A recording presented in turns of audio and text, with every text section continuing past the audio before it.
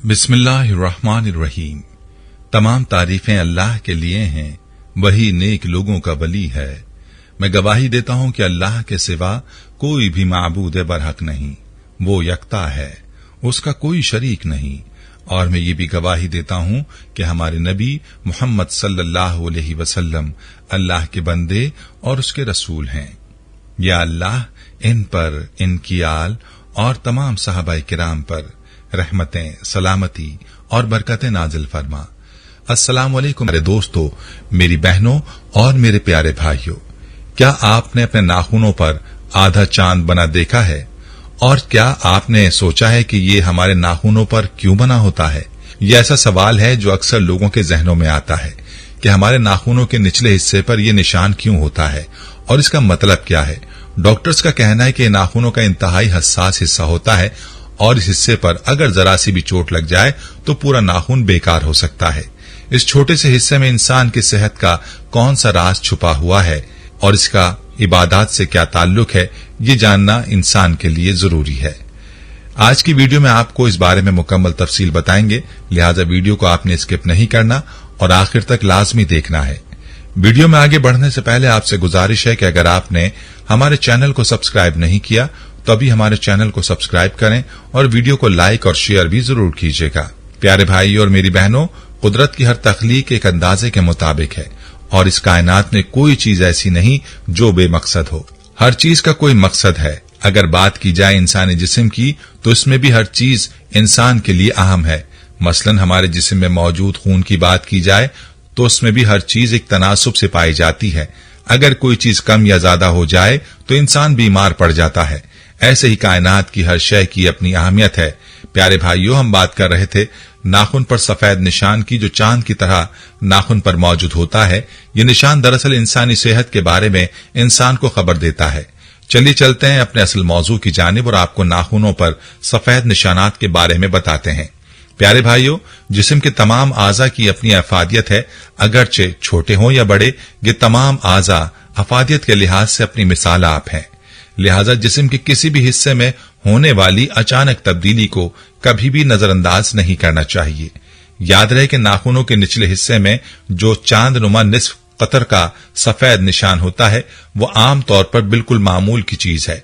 ये सफेद निशान नाखून की बुनियाद, जिसे मैट्रिक्स कहते हैं, इसका हिस्सा होता है।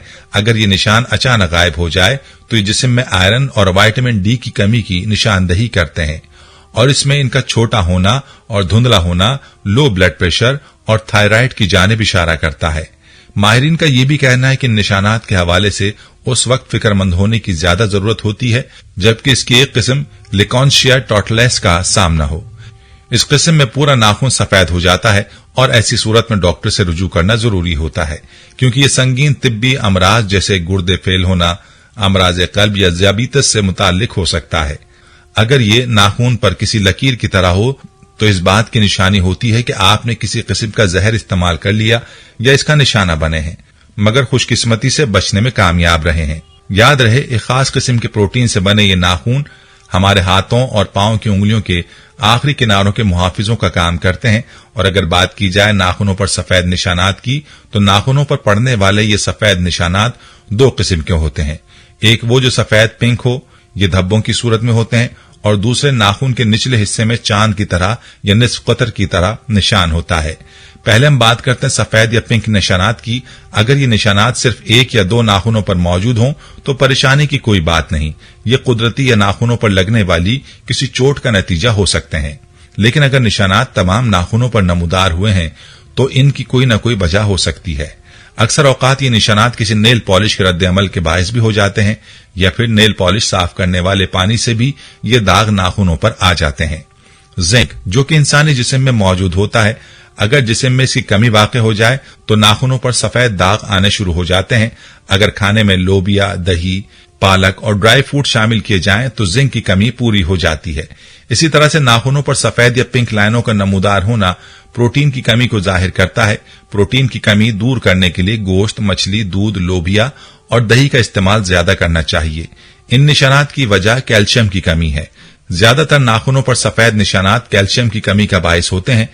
इंसानी जिस्म में कैल्शियम की कमी को पूरा करने के लिए नारंगी का जूस बेहतरीन है। इसके अलावा दूध और दही में भी कैल्शियम की वाफर मिकदार मौजूद होती है।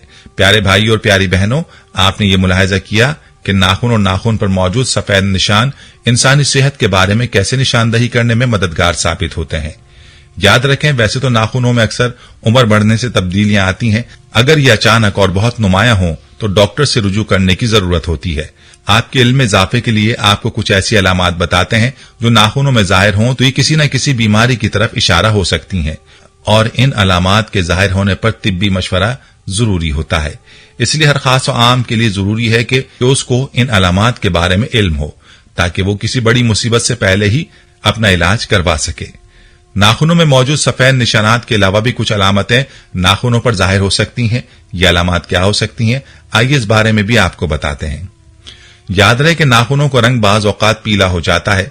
नाखूनों की रंगत पीली होने की सूरत में कहा जाता है ये फेफड़ों या लम्फाई बाफतों के मसाइल की निशानी हो सकती है।